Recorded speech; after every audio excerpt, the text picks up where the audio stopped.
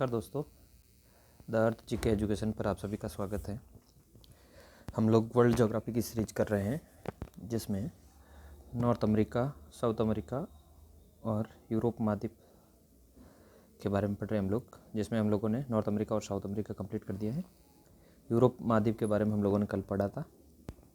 आज हम लोग सेकंड पार्ट में यूरोप महाद्वीप के पठार, नदियाँ और जलसंधि के बारे में पढ़ेंगे।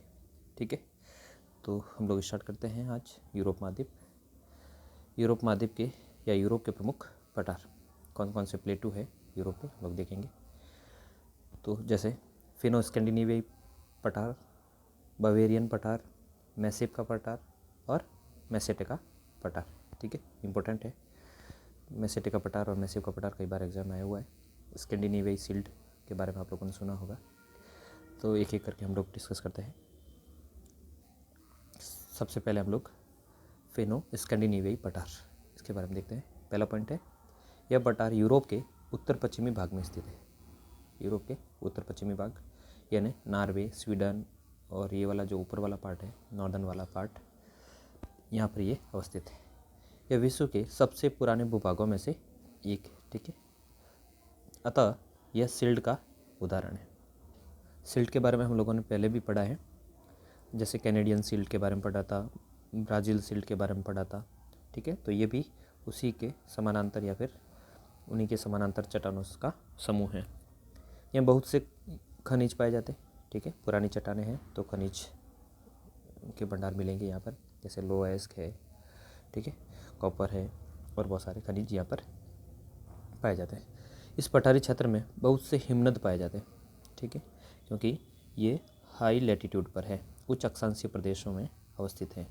और उच्च अक्षांशीय प्रदेशों में आपको पता है ग्लेशियर सागर तल के समानांतर या फिर नज़दीक या फिर सागर तल के साथ ही आपको विस्तार मिल जाएगा इसका।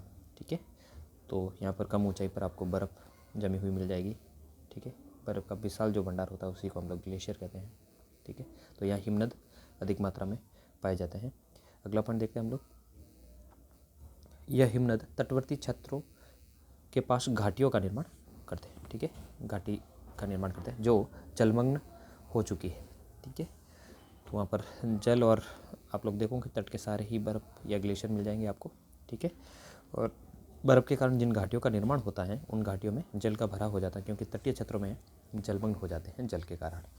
जलमग्न हिमनद घाटियों को फ्योर्ड कहा जाता है। ठीक है दोस्तों, उच्च अक्षांशीय क्षेत्रों में जो तटीय क्षेत्र होते हैं, क्योंकि वो वहाँ पर ग्लेशियर और सागरीय जल जो सी लेवल है दोनों साथ ही रहता है, तो यहाँ जो तटीय क्षेत्र में जो कटी फटी शिलाकृति आपको मिलेंगी तट के पास में, उसी को फ्योर्ड कहा जाता है या फिर फ्योर्ड तट कहा जाता है। ठीक है, नॉर्वे का तट फ्योर्ड तट के लिए विख्यात है। कई बार प्रश्न आया हुआ है, स्पेशली अगर ज्योग्राफी रिलेटेड कोई एग्ज़ाम है, ठीक है, तो उसमें कई बार पूछा हुआ है। फ्योर्ड की अवस्थिति सामान्यतः उच्च अक्षांशीय क्षेत्रों में और विशेष तौर पर नॉर्वे देश में मिलती है। ठीक है, तो स्कैंडिनेवियाई पठार के बाद में हम लोग आगे चलते हैं। बावेरियन पठार, यह दक्षिणी जर्मनी में स्थित प्रमुख ज्वालामुखी पठार है। इम्पोर्टेंट है, यूरोप का ज्वालामुखी पठारों में से एक है बावेरियन पठार। यह जर्मनी का खनिज संपन्न क्षेत्र है। ज्वालामुखी पठार है तो परतदार चट्टानें पाई जाती है और परतदार चट्टानों में खनिजों के भंडार भी पाए जाते हैं, तो ये भी एक खनिज संपन्न क्षेत्र है। इसके दक्षिणी भाग में कॉन्स्टांस झील तथा उत्तरी भाग में डैन्यूब नदी स्थित है। ठीक है, ये पठार है। पठार के दक्षिणी भाग में आपको कॉन्स्टांस झील मिलेगी। ठीक है, और उत्तरी भाग में आपको डैन्यूब नदी अवस्थित है या फिर देखने को मिलेगी। आगे चलते हैं हम लोग। एक बार आप लोग एटलस पर ज़रूर इसको लोकेट करिए, ज़्यादा क्लियरिटी हो जाएगी। आगे चलते हैं हम लोग। मैसिव का पठार, यह पठार दक्षिणी फ्रांस में स्थित है। साउथर्न फ्रांस में आपको ये इसकी अवस्थिति है। यह ज्वालामुखी पठार है, यह भी ज्वालामुखी पठार है, जहाँ से लोआर तथा सीन नदी का उद्गम होता है। लोएस नहीं, लोआर और सीन नदी का उद्गम होता है। ठीक है, मैसिव के पठार से प्रश्न आ सकता है। सीन नदी का उद्गम, सीन नदी आपको पता होगा फ्रांस की राजधानी यानी पेरिस इसके किनारे हैं। ठीक है, सीन नदी के किनारे, तो इम्पोर्टेंट है ये। और इसके साथ साथ लोहार नदी जो कि फ्रांस की प्रमुख नदियों में से एक है। लोहार और सीन नदी का उद्गम कहाँ से होता है? मैसिप के पठार से, ठीक है, और एक प्रकार का ज्वालामुखी पठार है। अगला पॉइंट देखते हैं, इस पठार का उपयोग अंगूर की खेती के लिए किया जाता है, ठीक है। भूमध्य सागरीय जलवायु पाई जाती है यहाँ पर, फ्रांस के जो दक्षिण वाला क्षेत्र है, और यहाँ पर खट्टे फल या फिर अंगूर, रसदार फलों की खेती की जाती है, इसलिए भी प्रसिद्ध है, ठीक है। इस पठारी क्षेत्र में बहुत से खनिज पाए जाते हैं, ठीक है। पठार है तो खनिजों का भंडार भी होगा, तो बहुत सारे खनिज यहाँ पर अवस्थित है। आगे चलते हैं हम लोग, चौथा पठार मसेटा का पठार, ठीक है। यह भी एक ज्वालामुखी पठार है, ठीक है, जिसे आइबेरियन पठार भी कहा जाता है। आइबेरियन पठार के नाम से किसे जाना जाता है? तो मेसेटा का पठार, ठीक है। अगला पॉइंट, यह खनिज संपन्न पठार है जहाँ मुख्यतः लो अयस्क के भंडार पाए जाते हैं, ठीक है। आयरन और मिलेगा यहाँ पर, तो ये भी इम्पोर्टेंट है। अगला पॉइंट देखते हैं हम लोग, इस पठारी क्षेत्र पर टैगस नदी बहती है, इम्पोर्टेंट है, यूरोप की टैगस नदी इस पठारी क्षेत्र से बहती है, ठीक है। आगे चलते हैं हम लोग, यूरोप की प्रमुख नदियाँ, ठीक है। पठार के बाद में हम लोग नदियाँ पढ़ेंगे, तो कौन कौन सी नदियाँ हैं इंपॉर्टेंट एक बार देख लेते हैं हम लोग मैप के साथ, ठीक है। तो पहला है टैगस नदी, जो अभी पढ़ा था हम लोगों ने, एब्रो नदी, लोआर नदी, सीन नदी, राइन नदी, रोन नदी, पो नदी, इटली की है ये, टेबर नदी और डेन्यूब, और इसी के साथ एल्ब नदी, एल्ब, स्प्री नदी, वस्तुला, निस्तर, निपर और डोनेटस और डॉन नदी, ठीक है। इसी के साथ ही लगभग 16 रिवर है, इम्पोर्टेंट है सारे यूरोप की, ठीक है। एक तरह से नदियों का पूरा तंत्र बिछा हुआ है, आप लोग मैप में देख सकते हो। एक नंबर पर जैसे हम लोगों ने देखा था टैगस नदी, ये देखो यहाँ पर लॉकेट है टैगस नदी। 2 नंबर पर एब्रो नदी, ठीक है। 3 नंबर पर ये रही लोआर नदी, 4 नंबर पर सीन नदी, 5 नंबर पर राइन नदी ये रही, 6 नंबर पर आपको ये दिख रही है इसमें रॉन नदी, और 7 नंबर पर पो नदी, इटली की गंगा कहा जाता है इसे। 8 नंबर पर टिबेर नदी, ये रही यहाँ पर लॉकेट। 9 नंबर पर ये रही, इसका विस्तार ये देखो इतनी बड़ी, ये 9 नंबर पर डेन्यूब नदी, ठीक है, बड़ी नदियों में से ये के ये। 10 नंबर पर एल्ब नदी, ये रही यहाँ पर एल्ब नदी की सहायक नदी देखो 11 नंबर पर स्प्री नदी, ठीक है। उसी के आगे देखते हैं हम लोग विस्तुला नदी, 12 नंबर पर ये रही यहाँ से, और 13 नंबर पर निस्तर नदी, ये सारी ब्लैक सी में गिरती है। 14 नंबर पर निपर नदी, और 15 नंबर पर डोनेटस और डॉन नदी, ये रही 15 और 16, डोनेटस और डॉन नदी दोनों कहाँ गिरती है? ब्लैक सी में अपना मुहाना बनाती है, ठीक है। एक कैस्पियन सागर है यहाँ पर, तो हम लोग एक एक करके हम लोग डिस्कस करते हैं नदियों के बारे में। 3 नदियाँ और भी है देखो, सबसे बड़ी नदियों में से एक है वोल्गा नदी, यूराल और टेम्स नदी, ठीक है। एक बार देख लेते हैं हम लोग वोल्गा, यूराल और टेम्स, ये देखो 16 नंबर पर वोल्गा, यूराल और टेम्स नदी ये रही, ठीक है। ये कैस्पियन सागर है, कैस्पियन सागर में अपना मुहाना बनाती है, ठीक है दोस्तों। तो इस प्रकार हम लोग एक एक करके डिस्कस करते हैं। सबसे पहले लेते हैं टैगस नदी। इस नदी का उद्गम केंद्रीय कॉर्डिलेरा से होता है, ठीक है, तथा यह अटलांटिक महासागर में गिरती है। केंद्रीय कॉर्डिलेरा से इसका उद्गम होता है। कॉर्डिलेरा आपको पता है विभिन्न युगों में निर्मित पर्वतों के समूह को, ठीक है, कॉर्डिलेरा कहा जाता है। इस नदी के किनारे पुर्तगाल की राजधानी लिस्बन स्थित है, ठीक है, इंपॉर्टेंट पॉइंट। वो नदियाँ इंपॉर्टेंट हो जाती हैं जो या तो डेल्टा का निर्माण करती हैं, या फिर कोई बंदरगाह क्षेत्र में अवस्थित उसका मुहाना है, या फिर कोई बड़ा शहर, सिटी या फिर कैपिटल उसके किनारे अगर स्थित है तो वो ज़्यादातर इम्पोर्टेंट हो जाती है। तो पुर्तगाल की जो राजधानी है लिस्बन, इसके किनारे टैगस नदी के किनारे। आगे चलते हैं हम लोग एब्रो नदी, दूसरी है एब्रो नदी। इस नदी का उद्गम कैंटाब्राइन पर्वत से होता है। कैंटाब्राइन पर्वत छोटी सी पर्वत श्रृंखला है, तथा यह भूमध्य सागर में गिरती है। एब्रो नदी अपना मुहाना कहाँ बनाती है? भूमध्य सागर में।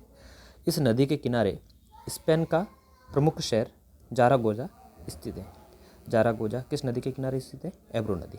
किसका शहर है? स्पेन का, ठीक है। और इसका उद्गम कहाँ से होता है? कैंटाब्राइन पर्वत से। मुहाना भूमध्य सागर में। ये मुख्य चीज़ें होती हैं नदी की, एक तो मुहाना, उद्गम, अगर कोई इंपॉर्टेंट सिटी अवस्थित है तो, ठीक है, तो ये उसके प्रमुख बिंदु हो जाते हैं। अगला देखते हैं हम लोग लोआर नदी। लोआर नदी, इस नदी का उद्गम मैसी पठार से होता है, ठीक है, तथा ये बिस्के की खाड़ी में अपना मुहाना बनाती है। बिस्के की खाड़ी आपको पता है, ठीक ठीक है। इंग्लिश चैनल के जस्ट इस तरफ आओगे आप लोग तो यहाँ पर अटलांटिक महासागर में हल्का सा पार्ट है जो यूरोप से सटा हुआ है, ये खाड़ी नुमा, इसको हम लोग बिस्के की खाड़ी पैडा कहते हैं। देखा था, आपको पता होगा, जब यूरोप महाद्वीप हम लोगों ने शुरू किया तो सबसे पहले वाटर बॉडी के बारे में डिस्कस किया था, वहाँ बताया था मैंने बिस्के की खाड़ी के बारे में। अगला पॉइंट, यह फ्रांस की सबसे लंबी नदी है। लोआर नदी फ्रांस की सबसे लंबी नदी है, ठीक है, और उद्गम इसका मैसिव पठार से होता है, ठीक है। आगे चलते हैं हम लोग। सीन नदी, सीन नदी, इसमें पहला पॉइंट, यह मैसिव से निकलती है, ठीक है, तथा इंग्लिश चैनल में अपना मुहाना बनाती है। आप लोग देखोगे तो बिस्के की खाड़ी के जस्ट ऊपर की साइड में यहाँ पर इंग्लिश चैनल है, ठीक है, तो ये वाला सब क्षेत्र हो जाता है, यहाँ पर ग्रेट ब्रिटेन हो जाता है, ये बीच वाला क्षेत्र ये इंग्लिश चैनल है। इस नदी के किनारे फ्रांस की राजधानी पेरिस अवस्थित है, इंपॉर्टेंट हो गई। सीन नदी के किनारे बताया था मैंने आपको। अगली नदी देखते हैं हम लोग, राइन नदी, वेरी वेरी इंपॉर्टेंट है।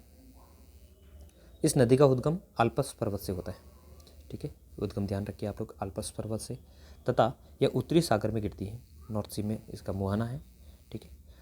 यह नदी फ्रांस तथा जर्मनी के सीमावर्ती क्षेत्र पर बॉस्जिस तथा ब्लैक फॉरेस्ट पर्वत के बीच बहती है, ठीक है, दो पर्वतों के बीच में ब्रंस घाटी में बहती है, ठीक है। एक तरफ आपको बॉस्जिस पर्वत तथा दूसरी तरफ ब्लैक फॉरेस्ट पर्वत मिलेगा, जिसके मध्य में ये होकर बहती है, ठीक है। इसको हम लोग ब्रंस घाटी रिवर भी कहते हैं, जो ब्रंस घाटी में बहती है। जैसे फॉर एग्जांपल इंडिया का अगर ले तो नर्मदा रिवर, ठीक है, एक तरफ ऊपर विंध्याचल हो गया और नीचे सतपुड़ा, इसी प्रकार ये नदी भी ब्रंस घाटी में बहती है।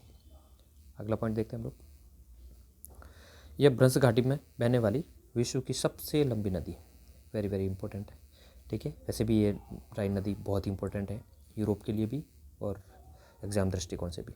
इस नदी की प्रमुख सहायक नदी रूर है, ठीक है, रूर नाम से एक शहर भी है, रूर प्रदेश, ठीक है। इसके नदी के आसपास वाला क्षेत्र जो है उसको रूर प्रदेश के नाम से भी जाना जाता है। जर्मनी की रूर नदी घाटी कोयले के भंडार के लिए विख्यात है, ठीक है, रूर प्रदेश कोयले के लिए विख्यात है। राइन नदी बहुत अधिक मात्रा में कोयले का परिवहन करती है, अतः राइन नदी को काली रिवर या काली नदी के नाम से भी जाना जाता है, ठीक है। रूर प्रदेश में कोयले के भंडार है और इस नदी के माध्यम से, क्योंकि ये ब्रंस घाटी में बहती है, तो परिवहन यानी जल परिवहन करना बहुत ही आसान हो जाता है, क्योंकि तली में ज़्यादा अवसाद नहीं होते और अवसाद के न होने के कारण, नीचे कठोर चट्टानें होने के कारण, आसपास में कठोर चट्टानें होने के कारण जल परिवहन आसानी से हो जाता है और इसलिए कोयले का परिवहन इस नदी के माध्यम से किया जाता है, ठीक है। इसलिए इस नदी को काली नदी के नाम से भी जाना जाता है। राइन नदी नीदरलैंड में रॉटरडैम के पास डेल्टा बनाती है, ठीक है, बनाते हुए उत्तरी सागर में अपना मुहाना बनाती है या गिरती है, नॉर्थ सी में ये भी अपना मुहाना बनाती है। अतः रॉटरडैम यूरोप का व्यस्ततम बंदरगाह है, ठीक है। रॉटरडैम के बारे में आप लोगों ने और भी पढ़ा होगा, व्यस्ततम है और ये यूरोप का मतलब साल भर खुला रहने वाला बंदरगाह भी है, ठीक है। जलधारा, जो गर्म जलधारा आने के कारण पश्चिमी यूरोपीय प्रवाह की जो जलधारा आती है गर्म होती है और गर्म होने के कारण ये बंदरगाह साल भर खुला रहता है। अगला पॉइंट देखते हैं हम लोग, राइन नदी को नहर के माध्यम से रॉन नदी से जोड़ा गया है, अतः राइन रॉन नदी तंत्र यूरोप के उत्तर तथा दक्षिणी भाग को जोड़ता है, ठीक है, नॉर्थ और साउथ हिस्से को, यूरोप के नॉर्थ और साउथ को कौन जोड़ता है, राइन और रॉन नदी तंत्र, ठीक है।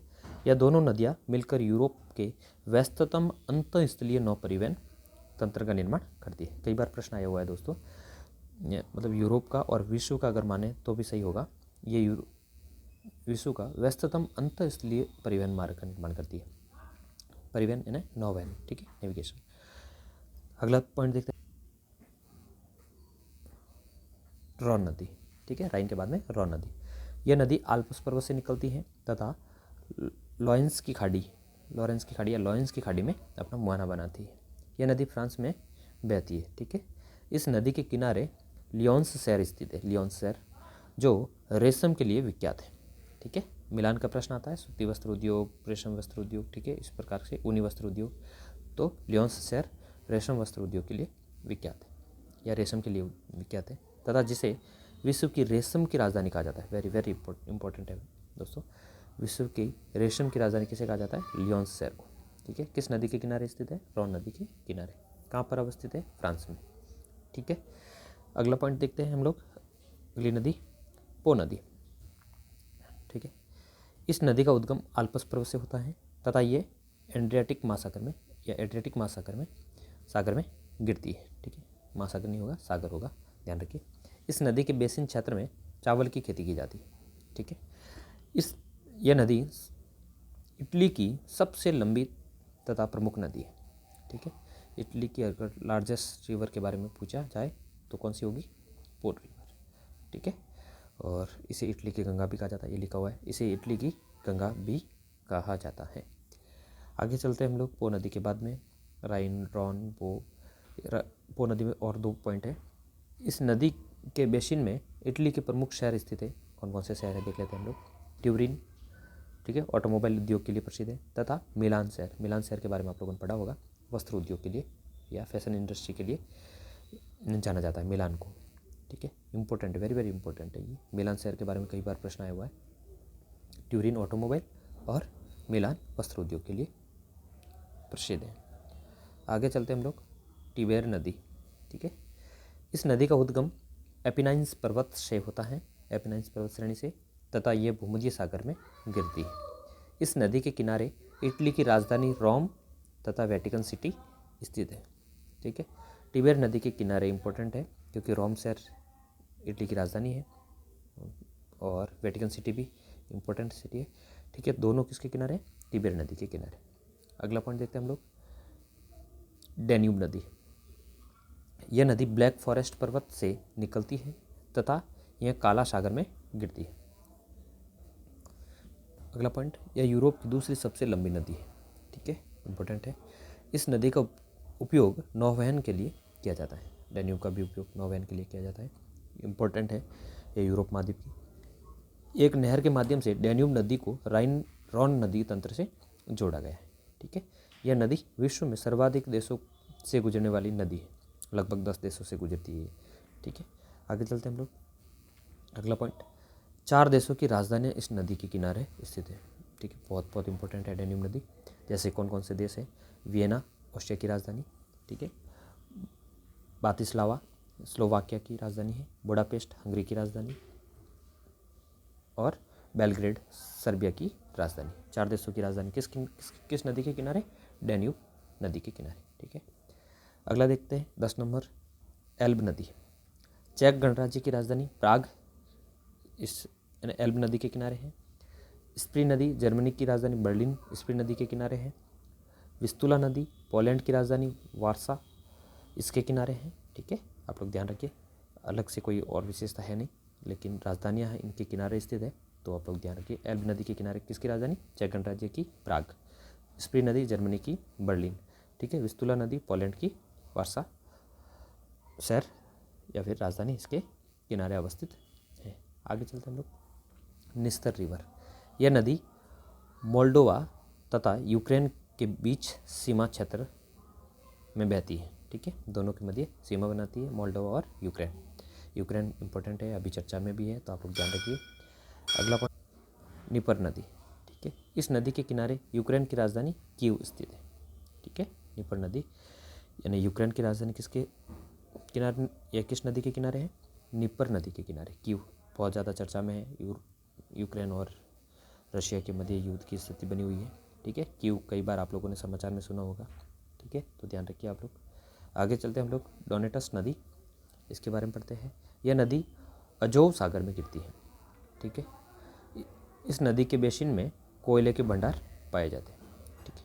अगला देखते हैं डॉन नदी, यह अजोव सागर में गिरती है। इसके अलावा इसका कोई एक्स्ट्रा इफेक्ट है नहीं इम्पोर्टेंट, तो आप लोग ध्यान रखिए। इसका मुहाना अजोव सागर है। आगे देखते हैं हम लोग वोल्गा रिवर। इस नदी का उद्गम वल्डाई या वल्दाई की पहाड़ियाँ से होता है तथा यह कैस्पियन सागर में अपना मुहाना बनाती है। यह यूरोप की सबसे लंबी नदी है। डैन्यूब दूसरे नंबर पर और वोल्गा पहले नंबर पर। अतः इस नदी का उपयोग नौवहन के लिए किया जाता है, ठीक है। आगे चलते हैं हम लोग। यह नदी रूस में बहती है, ठीक है। इस नदी के बेसिन में प्राकृतिक गैस तथा पेट्रोलियम के भंडार पाए जाते हैं। नेचुरल गैस और पेट्रोलियम के भंडार इस नदी बेसिन में पाए जाते हैं।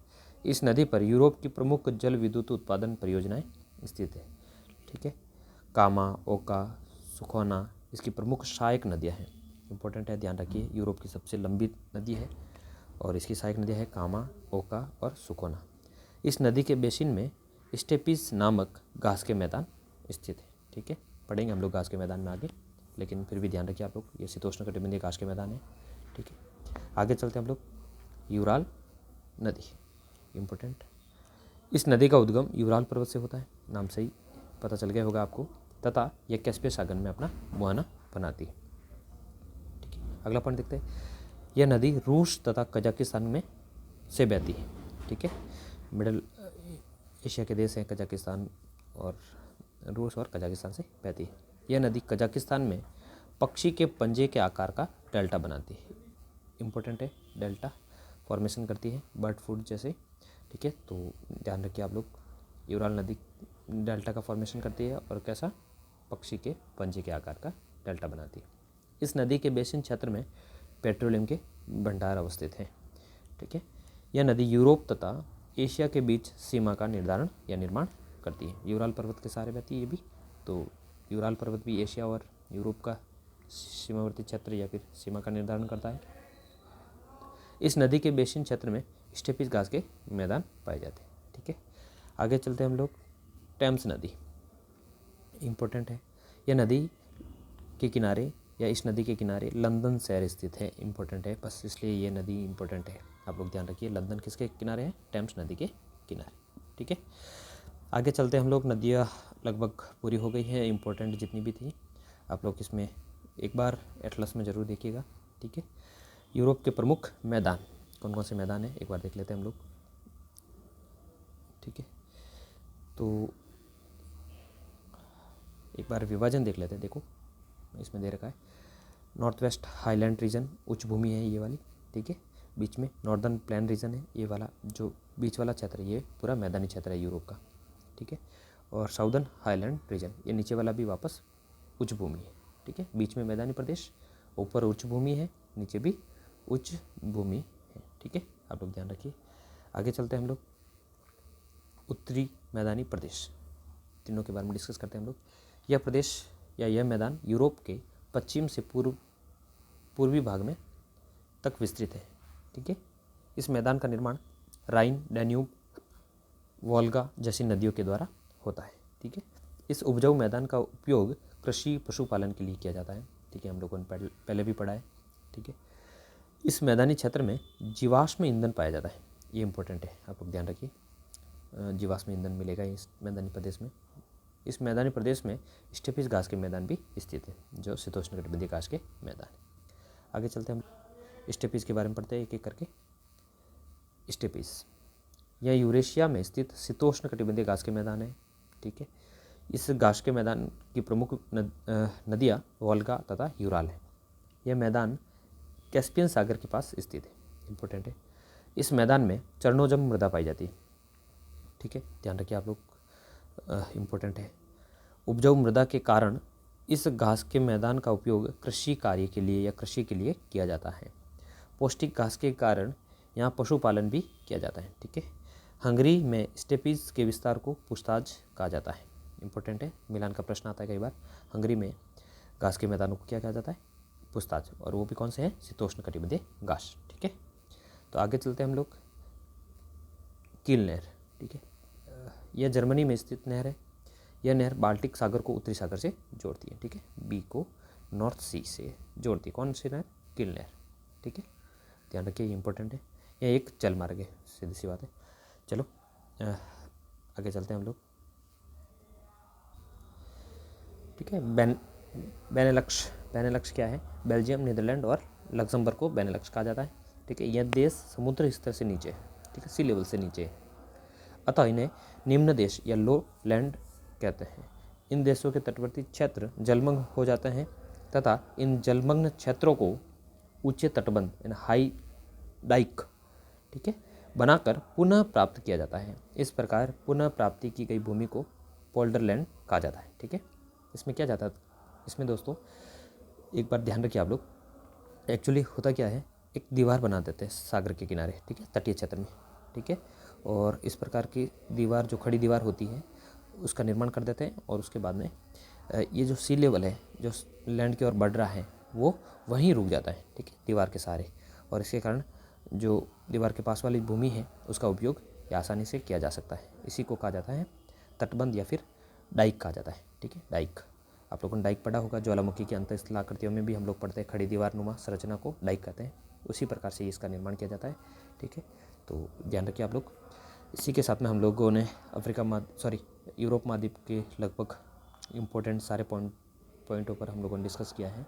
आप लोग इसको एटलस में देखिएगा। इसके बाद में हम लोग एशिया महाद्वीप शुरू करेंगे। ओके दोस्तों, आज के लिए इतना ही। धन्यवाद।